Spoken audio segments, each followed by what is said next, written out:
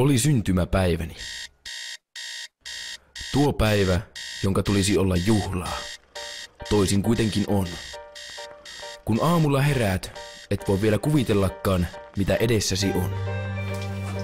Katsoessasi puhelintasi huomaat, että siihen on tullut läjä uusia viestejä. Siirryt tietokoneellesi ja olet menossa Facebookiin.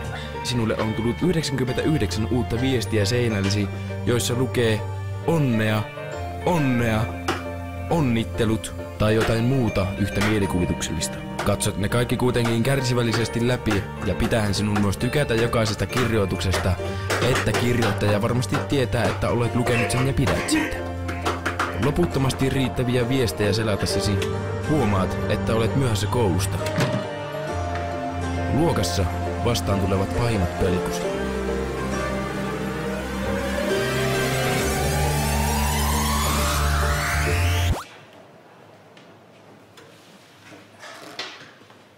Elämäsi kiusallisen hetki on alkamassa.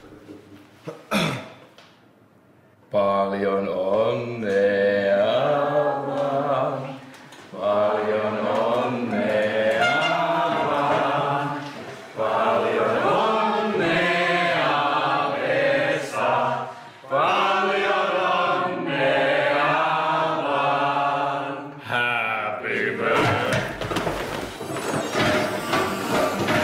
Tämän koettelemuksen jälkeen on aika romahtaa.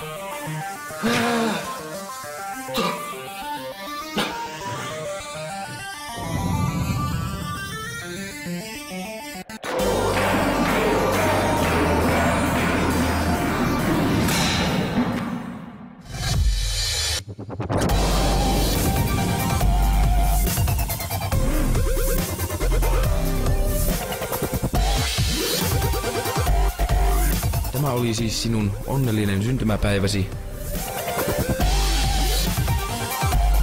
Ja mikä parasta, se toistuu joka vuosi.